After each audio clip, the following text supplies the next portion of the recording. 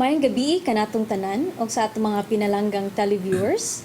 Ani ana puta karon sa ato ang programang Partners in Law, which is brought to you by Legal Alternatives for Women Incorporation, Cebu Lady Lawyers Association, and PEJC. Ako si Attorney Rebecca Jordan ug ako ang inyong host karong gabiuna. So, atong topic karong gabi is batok ni siya sa usa ka ahensya sa gobyerno. Kani siyang ahensyaha, mao ni siya ang naay principal role sa pagpatuman sa mga balaod o regulasyon batok sa eleksyon dinhi sa Pilipinas. So timing kaayo kay ting eleksyon karon sa ato ang nasod. So daghan kayo ang makarelate o interesado makibaw kung unsa jud ni ang Commission on Elections o Comelec. So busa before nako i-formally introduce ang ato ang guest, musulti usa ako og short background batok niya. Our guest is a lawyer, and during the early stage of his career, he practiced as a private lawyer from 1996 to 2005. He became the regional election attorney of Comelec in Region 6 from February 2001 to 2006, and was also the acting provincial election supervisor in the province of Aklan, and from February 2002 to September 2005. Prior to his current position, he was the director for Regional Election Director of Comelec in Region 6 from April 2006 to at present. So at present, he is currently designated as the Regional Election Director of Region 7 for the 2019 national and local elections. So mga higala, let us welcome Comelec Regional Director of Region 7, Attorney Dennis Ausan. Good evening, RD Ausan. Good morning, Attorney Becca. Good evening and to all our viewers in your program. Salamat kaayo. Thank you so much, RD, for accepting our invitation to be our guest for tonight's show. It's really my pleasure, really. Sige. So, RD, let's start our discussion for tonight. For our televiewers, can you please just give us a basic overview of what is Comelec?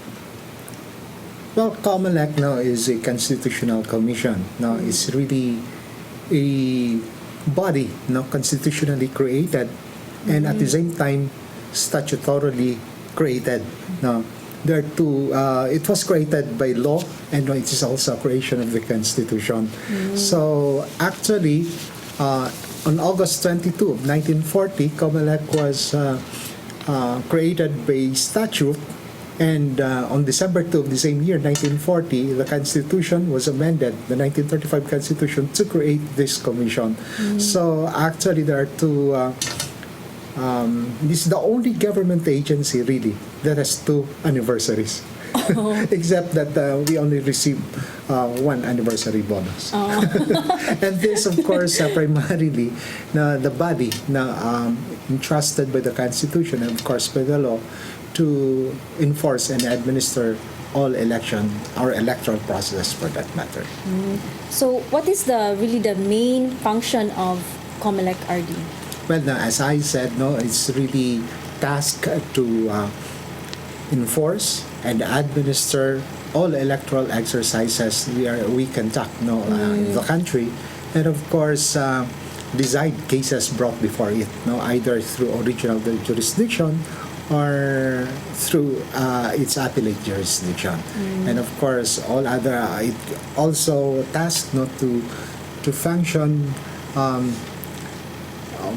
Promulgate laws, resolutions to serve as guidance to all stakeholders in electoral exercises, and of course, to perform quasi-judicial functions, by way of deciding cases, as I said. Okay. So, in relation to the upcoming election this May 2019. Who are the positions covered under the national elections?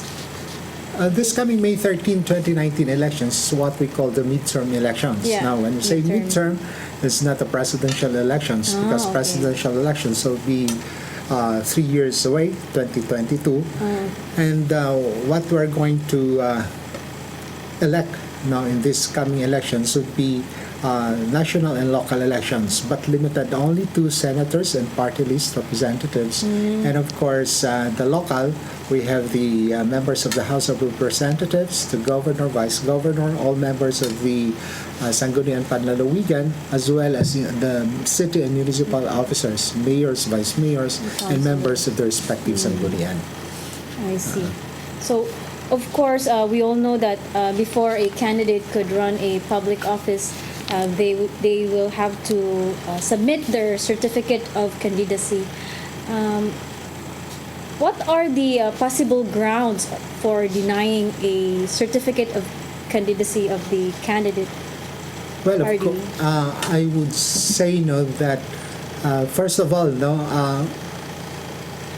anybody who would want to run for public office must possess all the qualifications and none of the disqualifications laid down by law.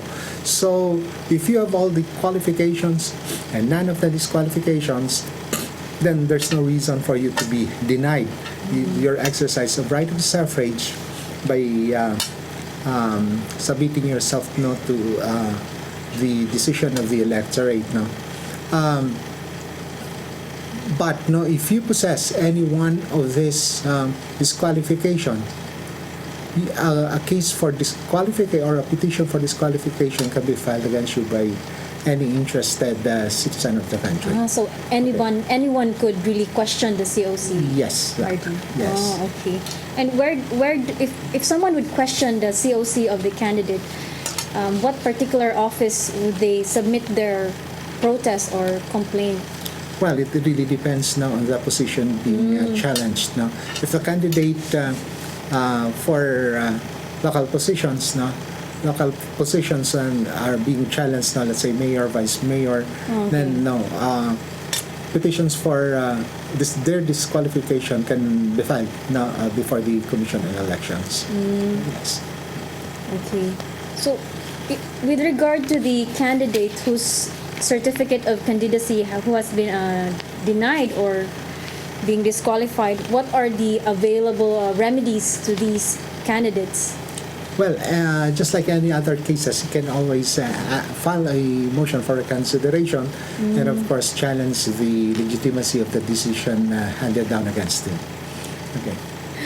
What if a candidate is a convict, RD, or like convict of a crime with finality from the court?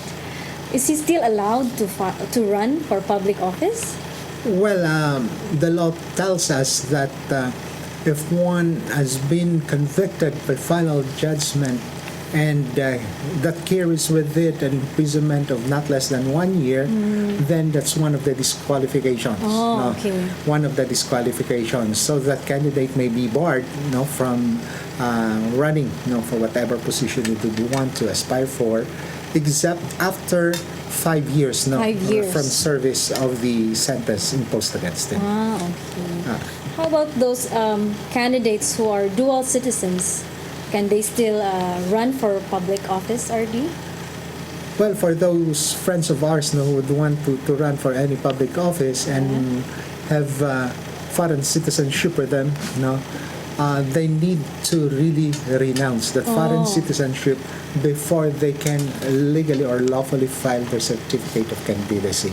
Because dual citizenships, those people with dual citizenship are not allowed to run for public office. Yes. So they will have to renounce it under the RA 9225. That's RD, true, the yes. Citizenship, Retention, and Reacquisition Act of 2003. Yes, but we have to bear in mind that if they would only want to vote in the coming elections, they can do so by just taking an oath of allegiance. An oath of allegiance is provided for by Republican 9225.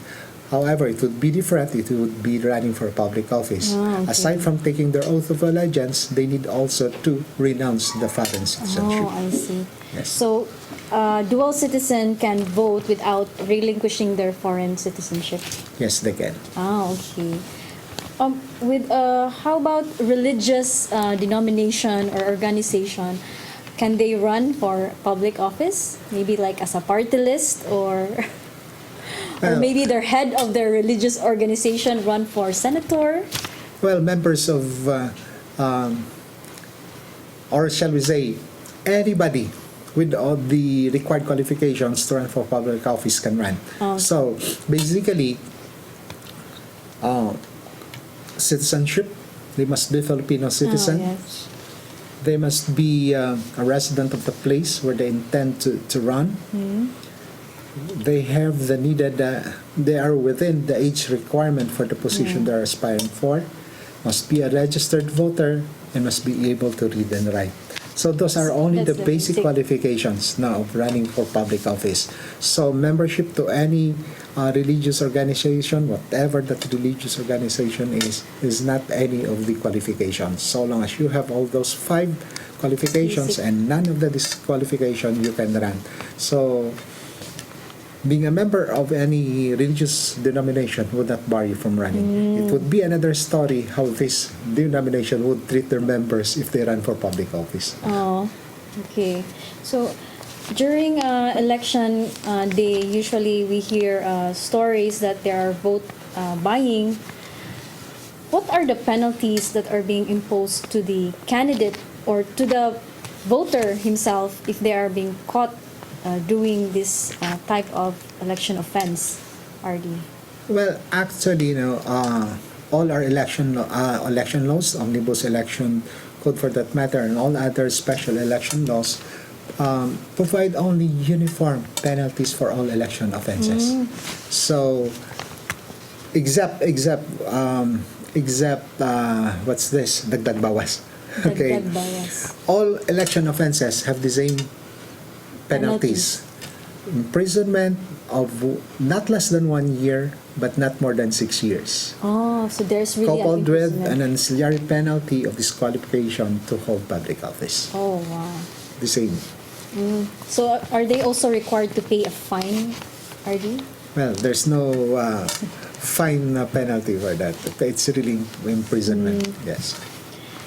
And if during the election, in a rare instance, is there, there's a possibility that the candidates would have a tie in their results. What does Comelec do in situations like this?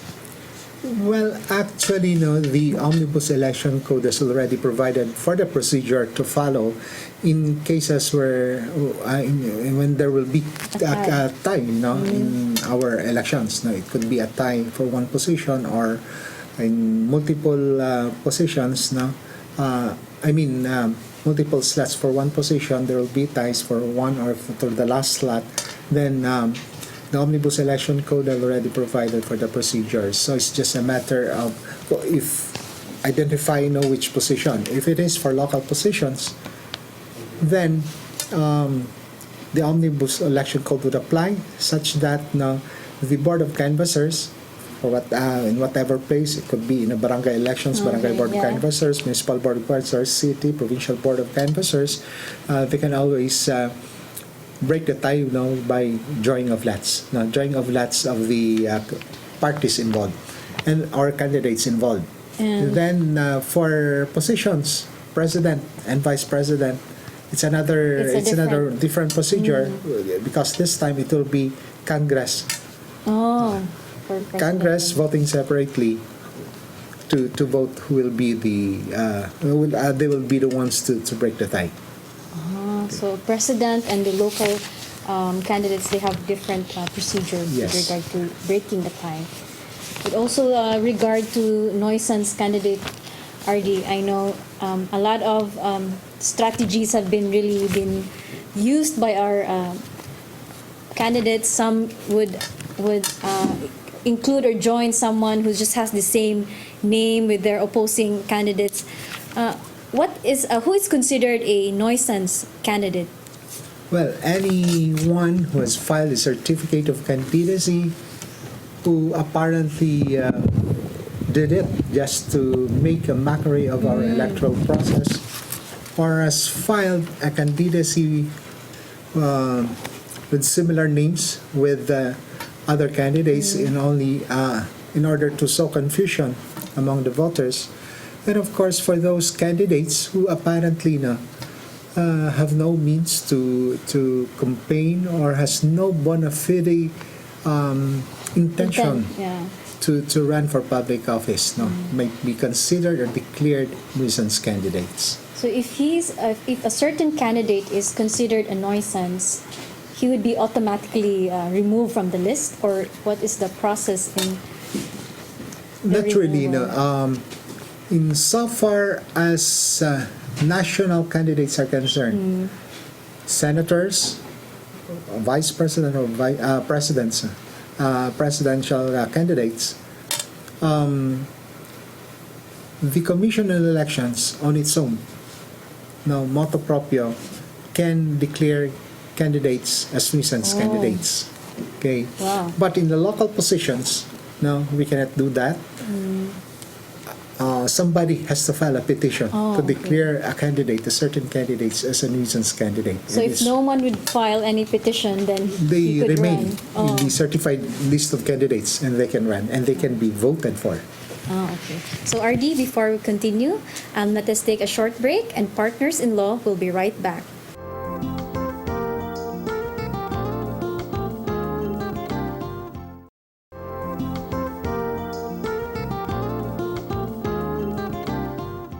Welcome back sa atong programang Partners in Law.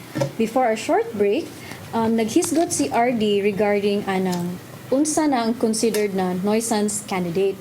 So karon ato siyang pangutan-on og in kaso og during sa kanang pending wala pa ang election day, what if ang kandidato namatay? So RD, what if before the election day a certain candidate dies during the campaign period? What is the effect of his death? Well, of course, he will not anymore be considered as as a candidate. But in certain instances, he can be substituted. Can be substituted. But remember, substitution can only be effected if that candidate is a member of a political party, meaning he is not an independent candidate. Oh, okay. An independent candidate cannot be substituted. So, substitution, let us remember that the substitution can be effected by reason of death and disqualification. So, anytime before election day or specifically even before noontime of election day, Noontime. that candidate who had died or has been disqualified can still be substituted. How about those candidates who withdraws their certificate of candidacy? Can they still be substituted?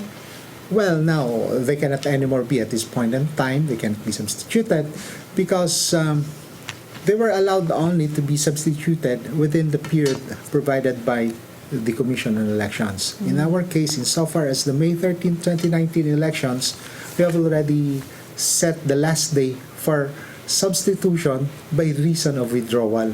So, and that was last November 29, last year, 2018.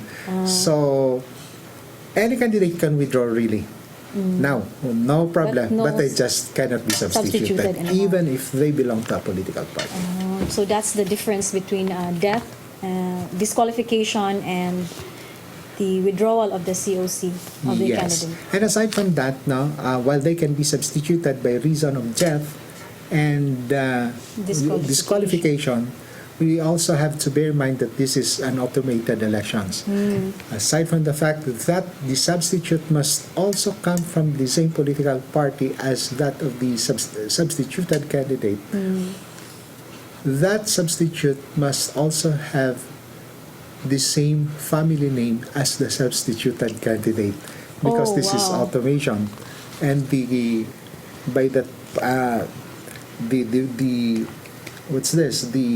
name of the substituted candidate may have already been printed in the official ballot. So so as not to confuse the voters, the substitute must have the same surname as the substituted candidate. Oh, wow. So during a campaign period, RD, there are a lot of election offenses that have been committed. Well, Can you give us an example of these election offenses? Well, actually, our loss no teams our loss no team wins election offenses really. Election offenses committed before election day, during election day, and even after election day. Now there's so many There's so many. election offenses really. So when it comes to campaigning, of course. We really have to comply with all the guidelines set by the Commission, especially in enforcing Republic Act 9006, which is the Fair Election Law, and of course other provisions of the Omnibus Election Code. Any violation of that is considered an election offense. So basically, the candidates must always post or paste their campaign materials in common poster areas designated by the Commission, and of course in their headquarters, that would be fine. Yeah. But outside that, in any other public places, and they will still post and paste all those election propaganda, that will already be an election offense. Another thing, during campaign period, anybody for that matter, not only candidates, supporters, or any person for that matter who tears or removes unlawfully lawful election propaganda can also be held liable for an election offense. So actually, there are so many election offenses that can be committed during campaign period. Yeah, some candidates have committed election offense of a premature campaign. Is there any penalty for those who have committed this type of campaign, RD? Well, actually, the Supreme Court had already declared in one case that there's no more premature campaigning. Oh, okay. That's precisely the reason why that even before our designated campaign period, you can already see all around campaign materials, Posters. being posted, streamers are all there, But we cannot do otherwise because as a law enforcement agency, the Commission on Elections cannot enforce any law for that matter because even the Supreme Court had said there's no candidate to speak of before election period sets in, because they can only be, even though they have already filed their certificates of candidacy, they can only be them as candidates at the start of the campaign period. So there no act can be done to be which can be construed as campaigning to promote or defeat the candidacy, because at that point in time there's no candidate yet. Oh, I see. So technically there's no premature campaigning, and we cannot hold anybody for violation of premature campaign. Okay, so RD, there are some new. I think the minimum age of being a voter is at 18 years old. RD. Yes, that's correct? true. So for those who have recently reached the age of 18, what is the requirements or documents needed to be registered as a new voter? Well, actually, it's just a matter of going to Comelec office. the precinct, and of course cast the vote. They did not bring anything with them. Anyway, if their name is there in the voters list, they can always cast their vote. And if I may, Attorney Becca, okay, Cebu province, as well as Cebu City, Lapu-Lapu City, Mandawi City, had been chosen as one of the 21 areas in the country which were made as pilot areas of what we call the VRVS. A system will be adopting for the first time this coming May 13, 2019 elections. What is VRVS? That's Voters Registration Verification System. Meaning the registration of the voter will be verified right there and then at the precinct level. So our Board of Election Inspectors, or for that matter, all our electoral boards, will be having with them a sort of a tablet. Tablet. A tablet. Per room. per precinct, per room, yes. Wow. All throughout Cebu City, in our case in Region 7, Cebu City, Cebu Province, and all Lapu-Lapu and Mandaue. Then when the voter enters the polling place, it's just a matter of scanning his fingerprint, the thumb or the index. We've got 4 fingerprints now in our database for each and every registered voter. And then the tablet will generate a receipt. Now, if that voter is a registered voter in that cluster precinct, it will generate a receipt and it will be given to the voter. The voter will present that to the chairman of the Board of Election Inspectors, and the chairman will give that voter the official ballot. In the event, or for whatever reason, he cannot be identified through his fingerprints, then we can always do the manual search. Manual search. No, we can matter of typing his demographic data, the name, the address, and everything. Lalabas pa rin yan.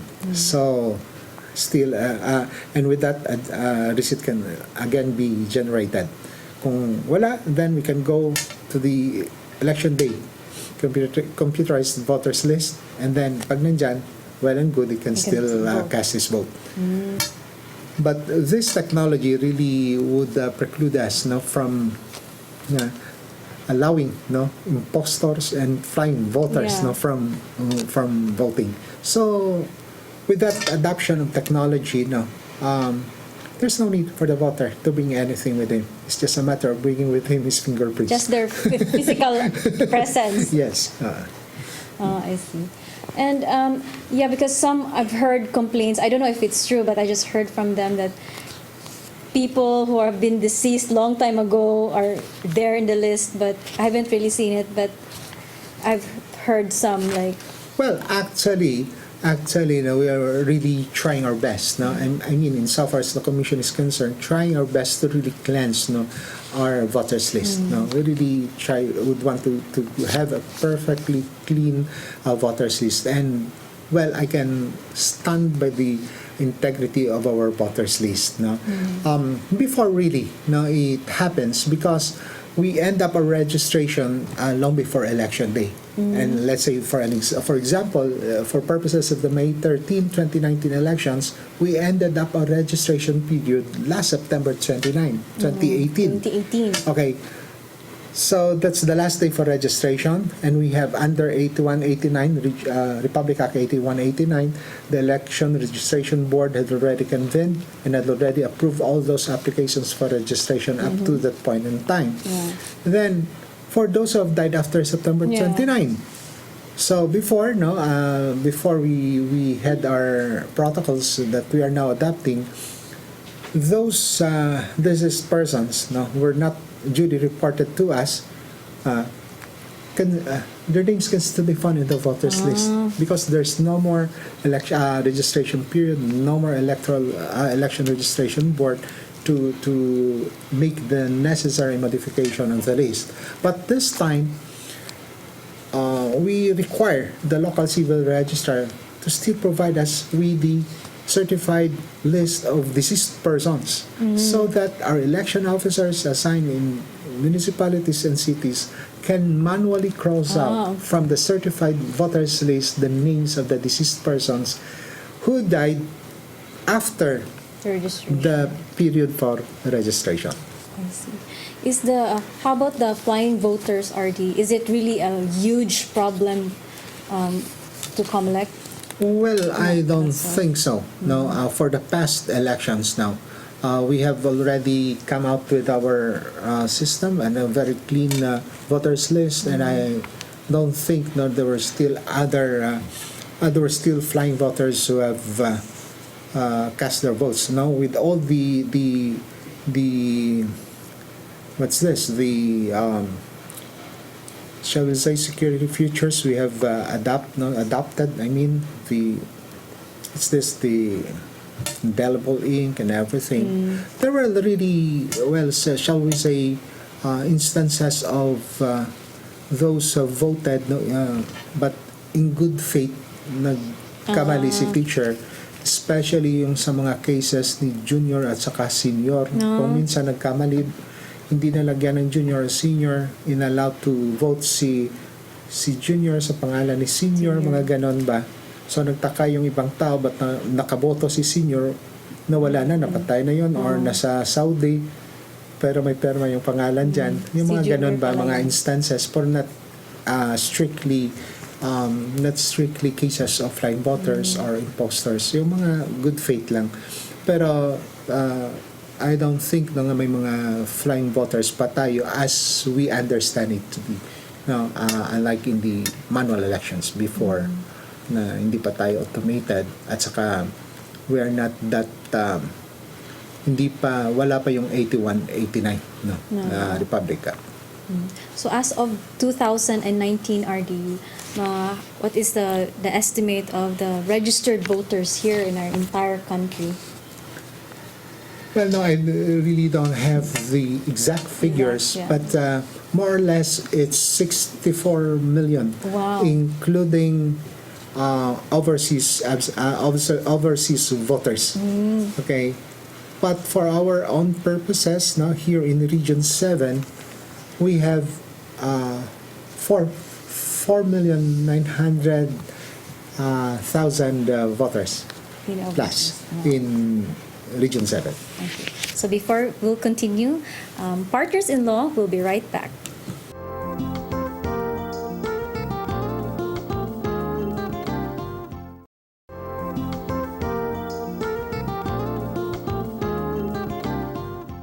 Welcome back sa atong programang Partners-in-Law. Before sa atong short break, nag-discuss si RD Batok anang mga absentee votee. So, ato i-ask pa more about si RD ana. RD, can you explain to our televiewers who are considered absentee voters? Well, actually, no, our laws provide for two kinds of absentee voters. We have the local and the overseas absentee voters. Okay. Of course, the absentee voters, local, are those, of course, qualified voters who just cannot cast their votes during election day because they work or conduct elections. We have we in Comelec, Absentee. we can apply for absentee voting, the Okay. teachers, members of the Philippine National Police, Oh, yeah. members of the Armed Forces of the Philippines, including our friends in the media, can apply So that's as around local. thousands of absentee Yes, votees. but they need to apply. They need to apply in order to avail of the privilege in the local absentee voting law. Okay. So, for overseas absentee voters naman, of course, we have our brothers and sisters outside the country, by whatever reason, or most often by reason of employment. Now they can also cast their votes there. They can also always register as overseas absentee voter and then cast their votes there. In the embassy, RD, in the embassy of the foreign country. where they- Well, our law provides for two modes of casting of votes insofar as overseas absentee voters are concerned.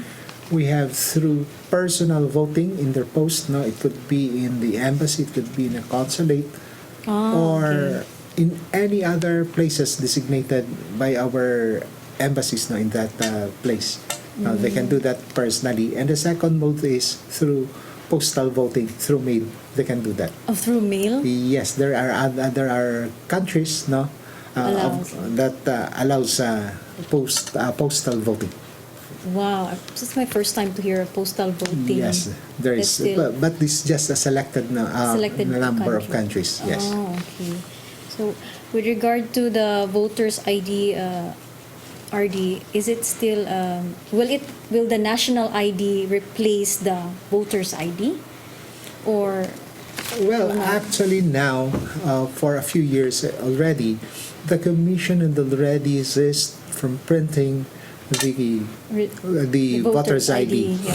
because in anticipation, and now because of the national ID ID. law, and we're still waiting for its implementing rules really. So once there is this national ID, it is expected that the Commission will also be coming out with its policy, in relation to the enforcement of the national ID. Let's just wait now what the policy would be, whether the national ID would already supersede the voters' ID we had already issued before. Even now, we just issue voter certification to anybody who would want to ask for their ID from our offices, which really serves as an ID already, because everything, all the details are there already. Even the photo of the voter is there. Yes, it is generated by our machines. The pictures are there, the demographics are there. Judy signed their election officers with its dry seal. And the machine being used during election day is the PICOS machine, or the precinct count optical scan machine. Well, since 2013, we have already used the VCM, not the PICOS, the voters counting machine. And we'll be adopting those VCMs, or we'll be using those VCMs this coming May 13. Okay. Practically, it's still the same. The basics are still the same, except for some features that have been features that we have also installed, not to, of course, to cater to some suggestions for us to improve the system. But basically, it would still be the same. Now, our automated elections would still be the same for the voter to cast his vote by shading the ovals, decide the names of the candidates he would want to vote for, then have the official ballot scanned or fed in the voters counting machine, and it will be the VCM which will scan and eventually read the vote of the voter. So election day would start from 8 a.m. or 6 a.m. 8 a.m. to 5 p.m. If we can recall, in the 2016 national and local elections, the casting of vote stage started from 7 a.m. to 5 p.m. This time, the Commission decided to extend the number of hours. Now we have 6 a.m. to 6 p.m. Wow. So that there will be a 12-hour period. So early. At We'll be least starting we have early. extra hours. This is because we have also increased the number of registered voters in a clustered precinct. So a maximum of 1,000. Now we expect a 80% turnout. That would be around 800 voters in one cluster precinct. So we need to have an extended period for casting our votes. So how we wish our friends would cast their votes early on, and do not wait for the last hour where everybody will be there. For senior citizens or PWDs who needs assistance during voting, so they're only allowed to be accompanied by only one guardian or companion? Well, first of all, I just want to stress the fact that for our brothers and sisters, senior citizens, the PWDs, we have, of course, heavily pregnant women. They can always avail of our express lane. Express lane in the cluster precinct. But we can always give them the priority to cast their votes. But as regards the question, I would suppose you mean assisters that will be helping them out in filling out their ballots. Okay. Under the law, now they can engage the services of assisters. Now we're talking here of the senior citizens, the PWD, and for those who cannot cast their votes on their own. So they can somebody within the fourth degree of consanguinity or affinity, or anybody who belong to their household, They could. Let's say house helper or whatever, or somebody of their trust and confidence, or they can always avail of the services of the teachers. Kung teachers, they can always assist, unlimited. But for those who will be assisting no, or trust and confidence of voters, no, they can only assist maximum of 3 times. 3 times. Hindi pwede na Sa lahat ito, na. baka iba na yung kasi this is just the exception. This is just the exception. As much as possible, we will not allow assisters to fill up the ballots, no, of some other people, because we really have to protect the sanctity of the ballot. In fact, I just want to stress this, no, and so far as Comelec is concerned, the disability that will allow a voter to engage the services of an assister, no, refers only to that disability where the voter cannot cast his or her vote on his own. So meaning, kahit na putol yung dalawang paa mo, but okay na yung mga kamay mo, you can still cast your vote. Okay. So, hindi ka pwedeng mag-avail ng services ng assister. Perhaps you can be assisted from your house, going to the polling place, to your seat inside the cluster precinct, but not at the moment you cast your vote, you still have to cast your vote on your own. So at least now we know the limits. So, yes, so it's not... Just because you're PWD, yes, it's not a disability disability as contemplated by the law on Magna Carta for the disabled, no? So different pag election laws kasi the primordial consideration really is how to protect the sanctity of the ballot. How about for the blind Well, of voters? course, no, pwede mag-assisters. They can engage okay. the services of assisters. Yes. Okay. I thought there's a different ballot for them. It's just the same ballot, but Well, it's just actually the Constitution really mandates for Congress to come up with laws, no, to really allow, no, this disabled voters, no, to cast their votes on their own, no, kung paano yan. But until now, Congress has yet to come up with that law. what can you give an advice to the voters in casting their votes this upcoming May 2019 elections, RD?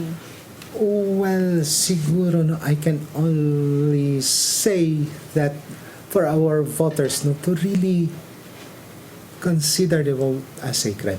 No, the country, no, is spending so much for an electoral exercise. We're talking here not of millions but billions of pesos, no, for even just for the honorarium being paid to our election workers, no, specifically our teachers, no, we're paying them so much, no. So much is at stake, no. So much is at stake, no, in each and every electoral exercise, no. It really pains us, no, kami sa Comelec, to see, no, how we tried our best to come up with cleansed voters list para they can always exercise the right of suffrage as guaranteed by the Constitution, and then see them just sell their votes. So napakasakit, I mean, for us, no, that we strive really, no, to protect their votes, tapos sila naman, no, binibenta lang nila. So how we wish, no, that this time, no, our voters, no, would really consider their vote as that sacred, because this is the only time in their life, in the life of our nation, in fact, no, that pare-pareho lang tayo. Ano ka man, whatever your station in life is, we all the same, or we are only entitled to one vote. Pare-pareho lang tayo. So if someone would want to ask or complain, how will they contact a Comelec RD? Well, depende sa complaint, ano. Especially on election day, no, mga problema, whatever. Na-deputize natin si PNP, no. PNP. Remember, no, in each and every place, no, especially in municipalities, the Commission on Elections has only 2 personnel, the election officer and the election assistant. We cannot be in so many places at one given time. But we have already deployed our Philippine National Police in each and every polling centers. We have our armed forces in some areas. No? And there is a problem and there are complaints, they can always have it endorsed to the Philippine National Police, so who already know what to do about it. So kung talagang may basis to effect arrest, then they can always effect arrest. What are the usual commonly violated election offenses during the election day? Well, yung pinaka-common, which I would want also to stress in our people, the prohibition on campaigning. Remember, campaign period is only until May 11. I mean, for purposes of these coming elections. That is 2 days before election day. 2 days so before. it ends midnight of April 11. So the whole day of April 12 and the whole day of April 13, no more Wala na campaign. talaga. Okay, but normally that will already become a tradition that there are those who are giving out sample ballots, sample whatever, just outside the gates of the voting centers. Hindi talaga pwede yan kasi that's already campaigning. And been instilling on all our election officers, even to our partners, the Philippine National Police, we have to call the attention of everybody engaged in this. That's not anymore allowed. And if they insist, we can always arrest them. Because Arrest them. already an election offense. Oh, so Okay. they could be imprisoned for that, RD. Yes, how we wish, but they are just so very enterprising, They are also utilizing children Oh, yeah. in distributing the ballots, the sample sample ballots, no. But what we do really is just to confiscate, para hindi na sila makadistribute. Some even would wear the campaign shirts in going to the precincts and vote. Well, kung minsan we just allow that, especially yung mga candidates lang naman, nearest of kins nila. Yeah. We just supposedly hindi Lax talaga lang, hindi pwede yan masyado. kasi there's already campaigning. But of course, kung minsan we just try to be relaxed na in our implementation. Anyway, natural lang naman yan sa candidate, of Yeah. course, pero of course for all others, wala na yan. There's already form of campaigning. Hindi talaga pwede. So, RD, since we have reached the end of our program, in behalf of partners-in-law, thank you so much for imparting your knowledge to us and to our valued televiewers. Thank you also, Atty. Beck, for this opportunity to be part of your program. This is my first time, while this is my second time in Region 7 to be the Regional Election Director, but it's really my first time to join Partners in Law program. So I'm happy to be invited, and in behalf of the Commission, we're really very thankful to be given this avenue to at least inform our viewers of what's new and what's up insofar as the Commission on Elections is concerned. Thank you so much. Thank Mga you. higala, salamat sa kaayo sa pagsubaybay sa Partners-in-Law. Ako si Attorney Rebecca Jordan ug magkita-kita ta balik sunod sa episode. Good night and God bless.